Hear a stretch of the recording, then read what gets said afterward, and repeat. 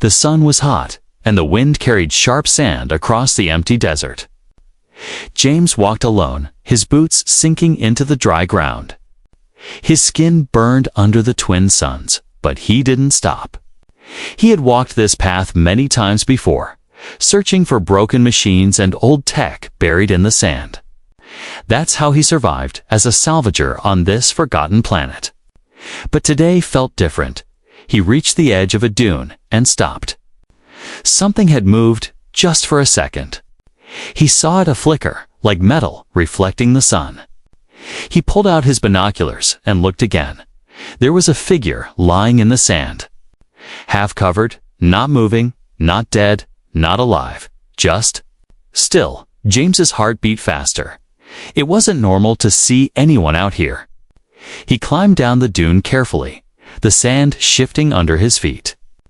As he got closer, he saw silver skin, long black hair full of sand, and strange marks on her arms that looked like glowing tattoos. She was breathing, but very slow. She wore something that looked like a crown, broken on one side. Her clothes were torn and made from strange material James had never seen before. He knelt beside her. "Hey, are you okay?" he asked, but she didn't move. Her skin was cold, even in the heat. He pulled his water bottle from his bag and slowly poured a few drops on her lips. She moved slightly, then whispered a word he didn't understand. Her voice was soft, full of pain, but also power. James looked around. He had to make a choice. If someone else found her, they might sell her to the black market. Aliens were rare out here, and someone would pay a lot for her. But something inside him said no. She needed help, and he was the one who had to give it. He picked her up gently. She was light, too light. Like she hadn't eaten in days, he wrapped her in his desert cloak and started walking back toward his camp. Every few minutes he looked back. He felt eyes on him, but saw no one. Still, he didn't trust the silence. His camp was a smaller metal shelter half buried in sand. Inside, he had water, food, and a simple bed. He laid her down and covered her with a blanket. Then he turned on a small fan and checked her wounds. She had cuts and bruises, but nothing too deep. The real danger was whatever had chased her out into the desert. That night, he couldn't sleep. He kept looking at her. She looked peaceful now, like she was dreaming.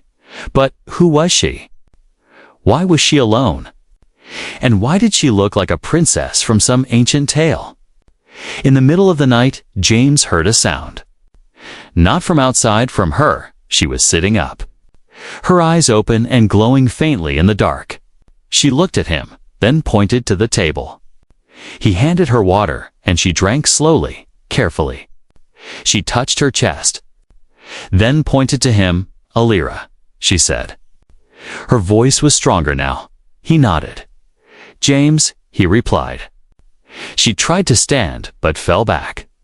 He caught her before she hit the ground. Her hand touched his wrist. And suddenly, he felt something hot. He pulled back. And there it was, on his skin, a glowing mark, the same as hers. James stared at it.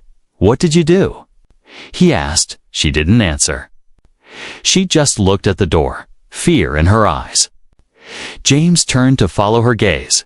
Outside, the wind was picking up. But that wasn't what scared him.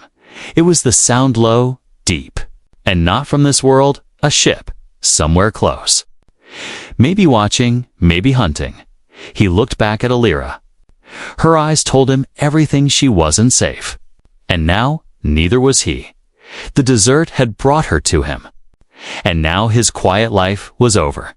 He didn't know who she really was or what she was running from. But James knew one thing: he had to protect her, even if it meant facing the galaxy itself. Asterisk morning came, but James didn't feel rested. He had barely slept. Every sound outside the camp made his heart jump. The wind, the creaking metal. Even the silence felt heavy, like something was waiting. Watching the alien girl, Alira, still lay on the small cot. Her breathing had become steady. Her glowing tattoos had dimmed, but they were still there, moving slowly, like living ink under her skin. James made her some warm soup from powder and water when she woke. She looked at it like she had never seen food before. She ate in small, careful bites. Eyes never leaving James, he sat across the room, pretending to work on a broken drone. But really, he was just thinking, who was she? Why did she have that crown? Why had she marked his arm? After she finished eating, she pointed to his old tablet on the table. James handed it to her. She began drawing with her finger. Slowly, like her hands still hurt. First came a circle, then a star inside it, then strange tall towers. Finally, she drew herself standing at the center with light coming from her hands. James blinked. "You're important," he said. She nodded slowly. Then she pointed to her chest. "Princess," she whispered. James's heart skipped. A princess. He wasn't ready for that. She wasn't just a traveler or a lost alien. She was royalty. That explained the crown, the markings. The way she held herself even while weak, like someone trained to lead. He stood up and looked outside. His binoculars showed nothing but sand, still and endless. But his gut told him danger was closer than it looked. He turned back to her. "Why are you here?" he asked. She looked down, then picked up the tablet again. She drew a shape looked like a ship hand, then another ship chasing it. A war, maybe a rebellion. She drew herself falling. And the enemy celebrating? James understood. She had escaped from people who wanted her gone. Maybe a power struggle. Maybe someone wanted the throne for themselves. But then she drew something else, an old Earth flag. Then she drew lines connecting it to her people's symbol. James frowned. Earth, humans. Alira nodded. Her voice was soft, but clear. "Long ago, friends." He stared at her, his brain trying to keep up. "Your people. New humans." She looked serious before the silence. She whispered. Before the walls, James didn't understand it fully. But he knew one thing. Now this was bigger than just one girl in the sand. Suddenly, a sharp alarm beeped. James jumped to his feet. His motion sensor had picked something up. Outside the camp, on the far ridge, a black object moved, low and fast, not flying, rolling across the sand like a hunting beast. He quickly shut off the lights, grabbed his blaster, and moved to the small window. He zoomed in with the scope. It wasn't a desert animal. It was a machine tracker drone. Armed and scanning, James turned to Alira. She already knew. Her face was pale. She backed up into the shadows of the room, pulling the blanket over her markings. The drone stopped 100 meters away, scanning the ground. Then it turned and rolled off toward the east. James let out a breath. But not a relaxed one. They were being hunted. And whoever was searching was close. He sat down, trying to think. He had planned to sell a few parts in town tomorrow. But now he couldn't risk it if someone saw Alira. Everything would fall apart. He'd be arrested or worse. Alira looked at him and then touched his marked wrist again. He felt a wave of heat go up his arm, but this time it didn't hurt. Instead, his mind was filled with images, fast and wild. He saw cities made of glass and gold, flying creatures with armor, people bowing to Alira, then fire, war, betrayal, and finally her falling through the stars alone. James stumbled back, eyes wide. "You showed me everything," he said. She nodded. "Now. You see?" And he did. She wasn't just a lost girl. She was the key to something ancient, something broken, something the galaxy had forgotten. And someone out there wanted to erase it forever. James looked around his small, dusty camp. It was no place for a princess, but for now, it was all they had.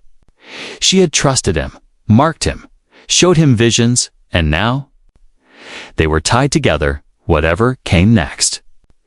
James couldn't walk away, even if the whole galaxy came for them.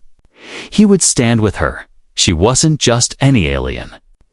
She was Alir, the last light of a fallen empire, and her enemies had just begun to close in. The sky was not quiet anymore.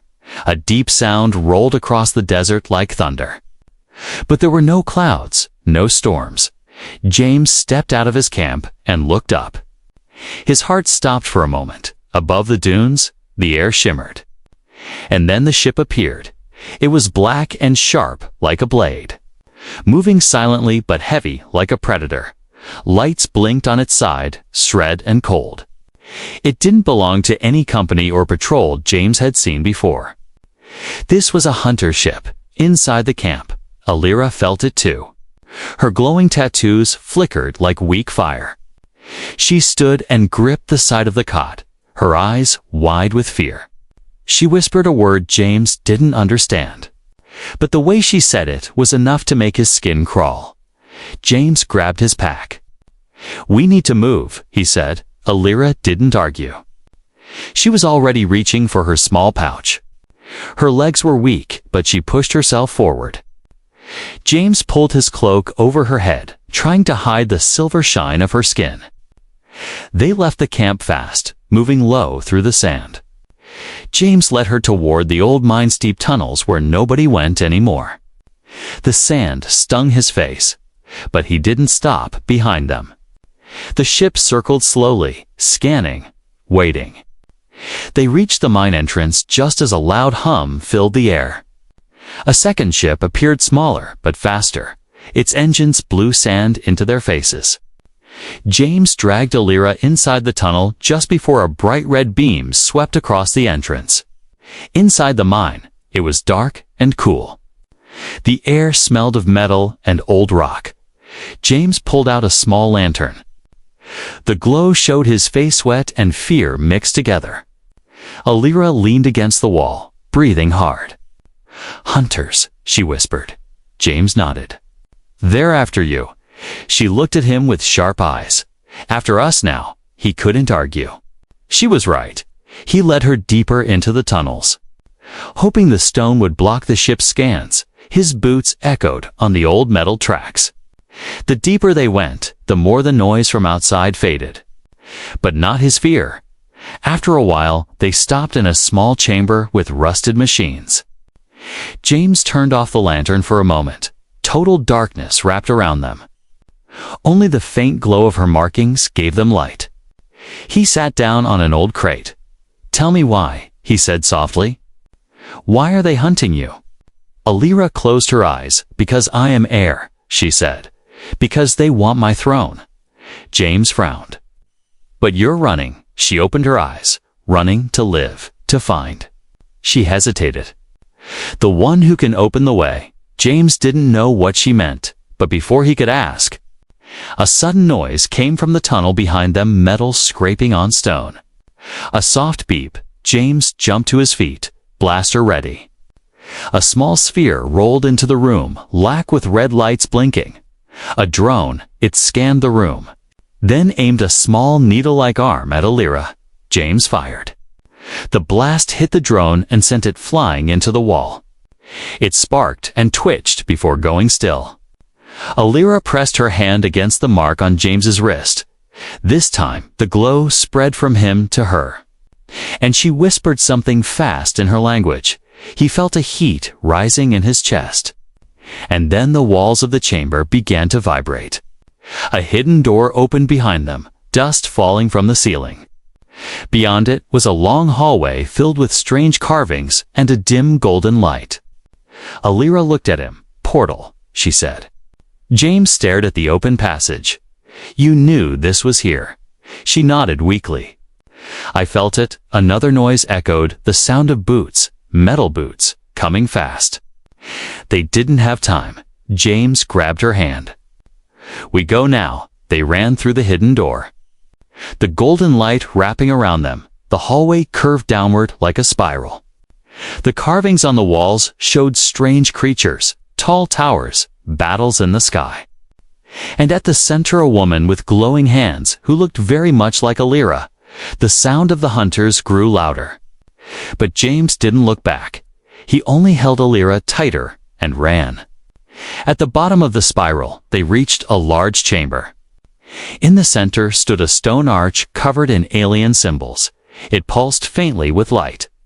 Alira walked toward it slowly, almost in a trance. She placed her hands on the arch and spoke in her language. The symbols began to glow. One by one, the mark on James's wrist burned hot, and a beam of blue light shot out from the arch. The air inside the arch shimmered like water. Alira turned to James, her face pale but determined. "We must go through," she said, behind them. The hunters entered the tunnel, red lights sweeping across the room. James raised his blaster but knew it wouldn't be enough. He looked at Alira, then at the glowing portal. He had a choice: stay and fight, or step into the unknown. He tightened his grip on her hand. "Let's go," he said. Together, they jumped into the light. And the portal swallowed them whole. The world on the other side of the portal was not made of stone or sky. It was made of light, soft and golden. Like floating inside a dream, James felt no weight, no pain, only silence all around him.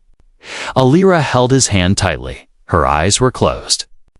But she was whispering something in her own language. Suddenly, the light vanished, and they fell softly onto solid ground. James opened his eyes and gasped. They were standing in a giant underground chamber. A sky of glass stretched above them, showing swirling sand frozen in time. Huge pillars made of crystal held the ceiling, glowing faintly with energy. Around them were buildings not like anything James had ever seen.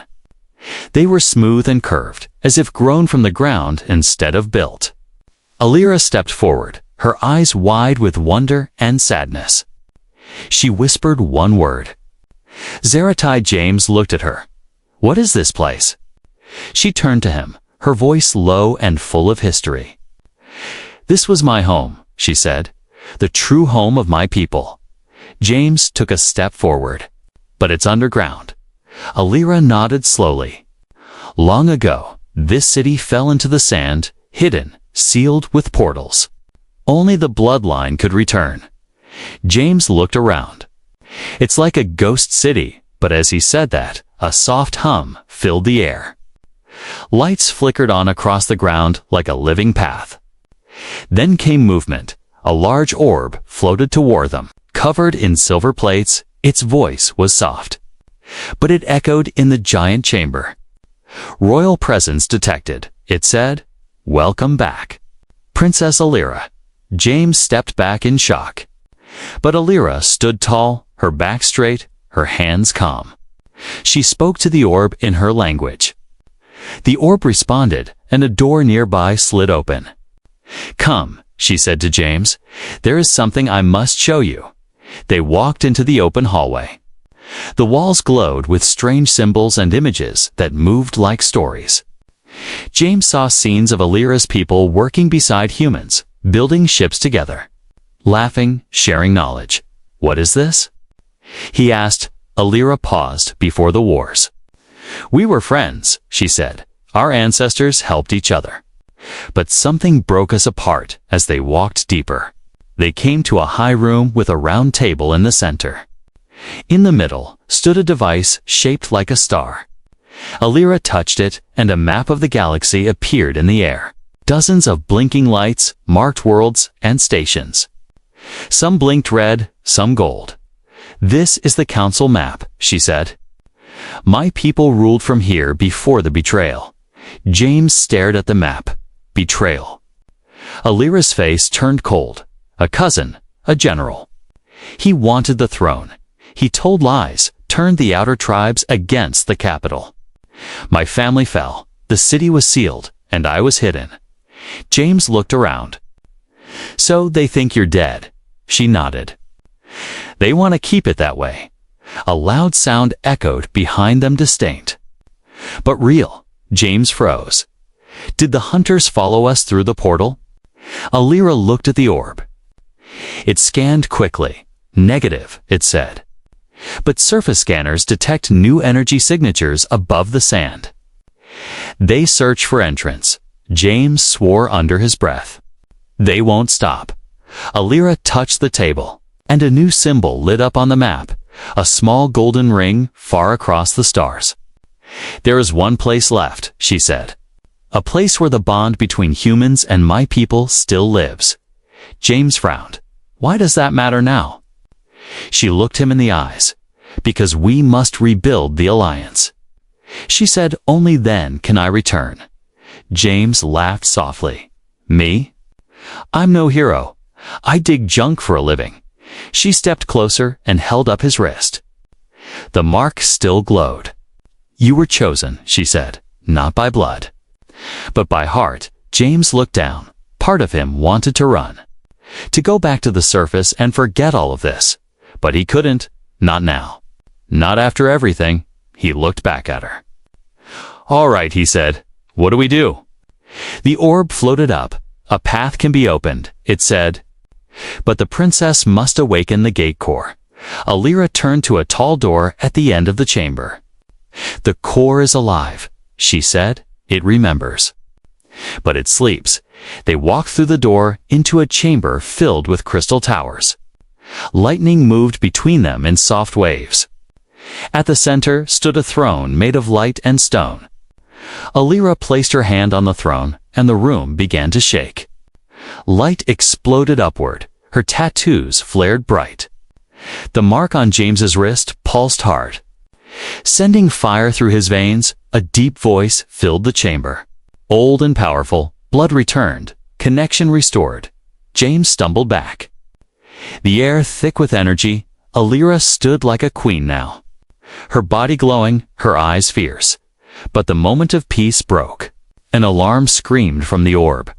Breach detected. Enemy forces approaching outer gate. James raised his blaster again. Guess they found the way in. Alira stepped down from the throne. Fire still in her eyes. Then we make them regret it. The ancient city of Zeratai was no longer asleep. Crystals hummed in the walls. Lights raced through the old streets. And the great towers above began to shimmer once more. The throne had awakened the core. And the city knew its princess had returned. But with her return came danger. James stood at the edge of the high platform, looking down at the glowing streets below. He had never seen anything like it. Roads of light curved like rivers. Floating machines moved silently through the air. And statues of strange winged creatures watched from every corner. Alira stepped beside him, her silver cloak flowing behind her. Her eyes glowed softly. And her face looked calm, but James could see the storm inside her. "This city," she whispered, "was once the heart of everything." James nodded slowly. "Now it's your only safe place." She didn't answer. Instead, she placed her hand on a crystal railing. The surface responded to her touch, showing a glowing image in the air. It was a map of the city, red lights flashing at the edges. "The hunters have found the outer gates," Alira said. "They dig, searching for a way inside." James frowned. "How much time do we have?" She looked at the lights, then at him. "Maybe one day. Maybe less." James walked through the hallway. Following the orb that guided them, it spoke softly, telling him about each place they passed. "This is the Hall of Echoes," it said. "Here the voices of past rulers live forever." "This is the Mirror Court," it explained, "a place where leaders spoke only truth." James didn't say much. He couldn't believe he was walking through a city that had been hidden for centuries. It didn't feel dead. It felt like it had been waiting in one room. A large sphere floated above a silver platform. When James touched it, images, flash, memories, battles. Meetings between alien leaders and human explorers. "You were allies," Alira said, "before fear ended it all." He turned to her.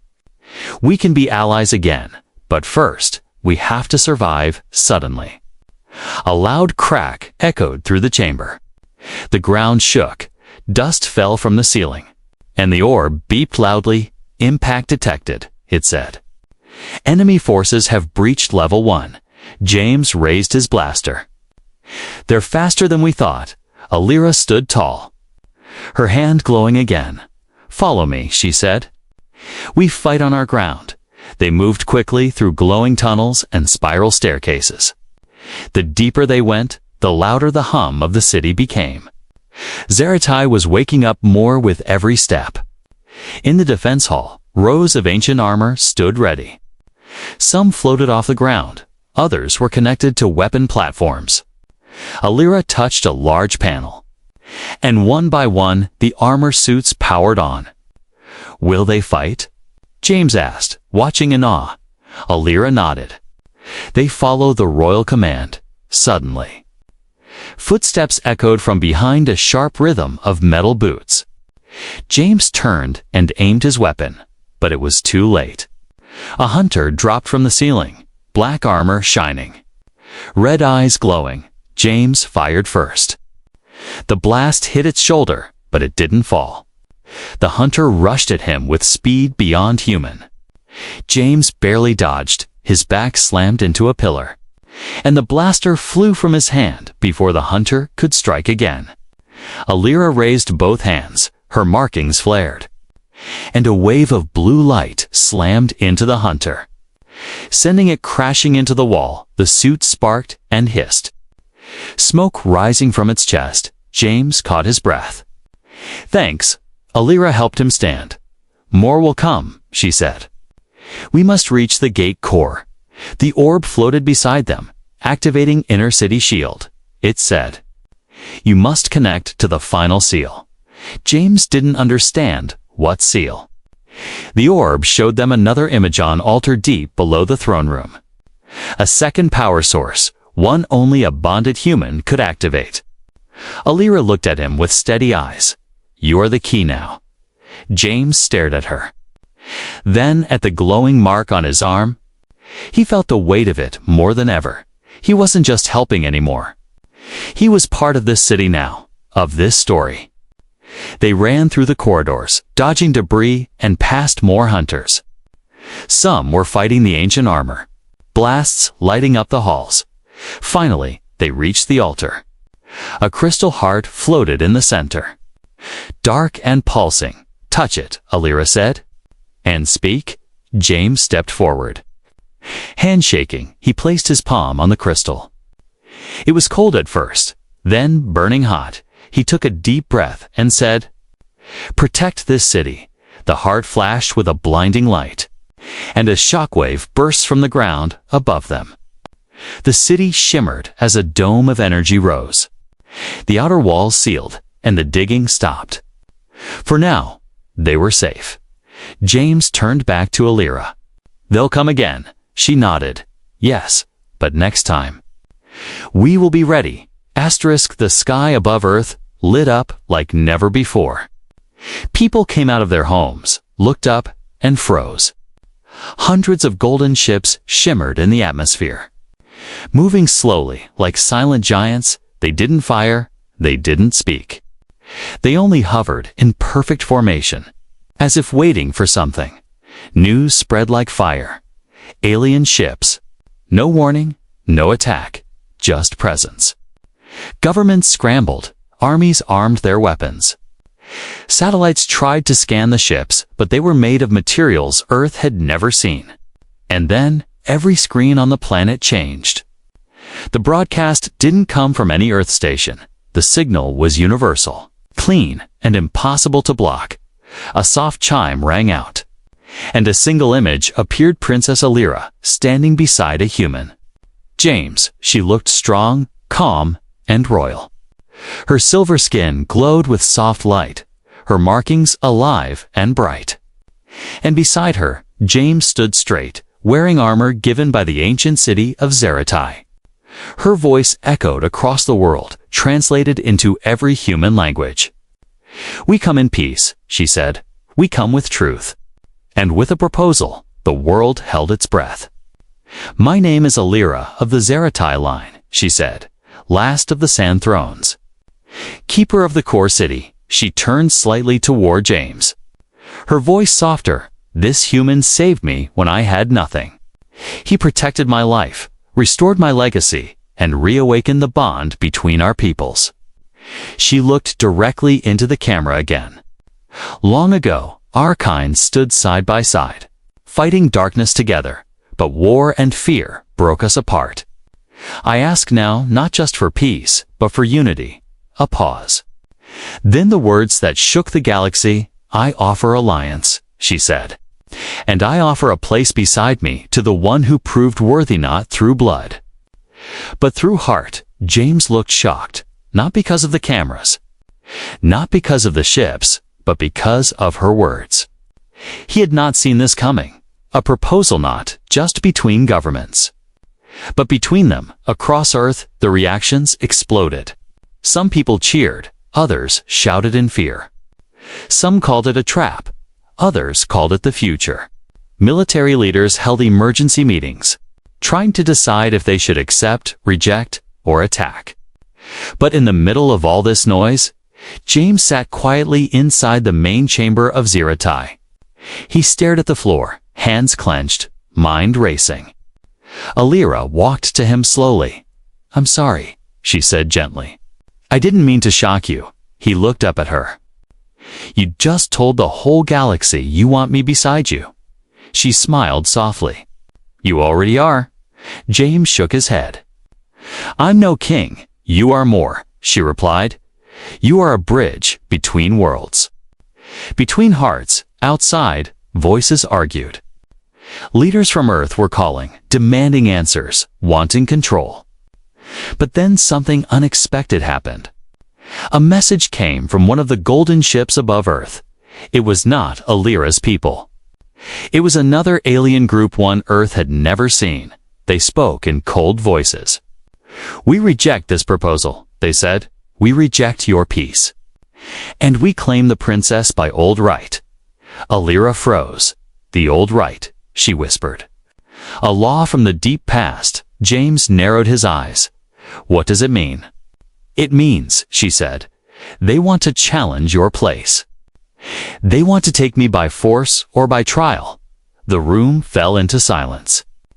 Then the screen changed again. This time it showed a human General Straven, a powerful Earth commander known for his harsh methods.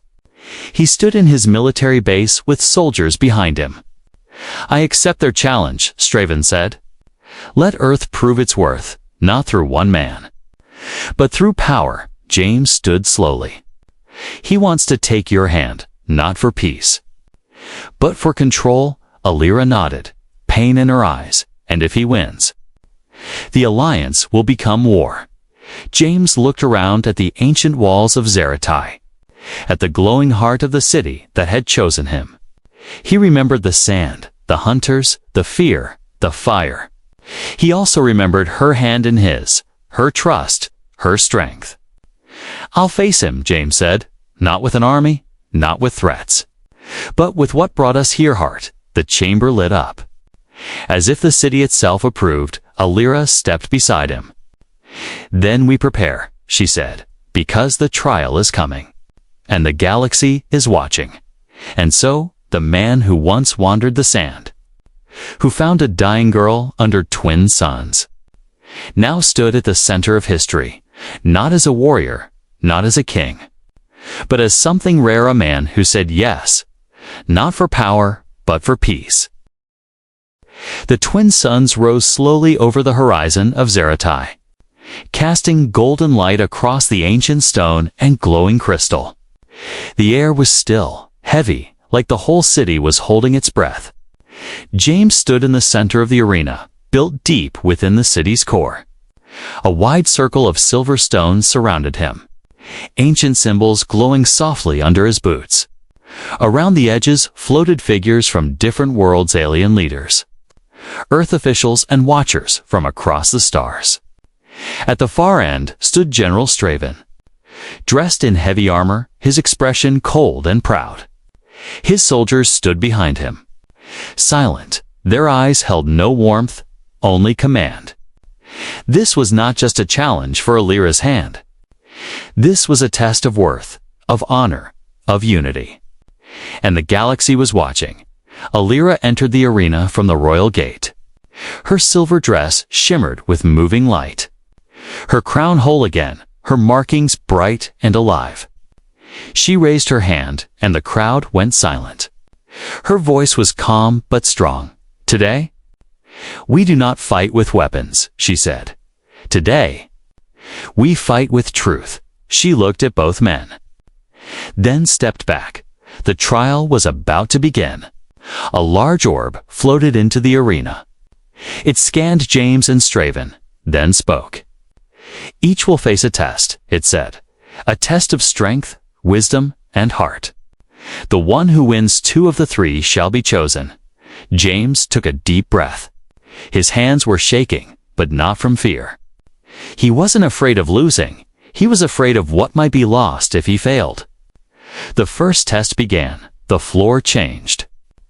Becoming a platform floating high above the city, strong winds blew from every side.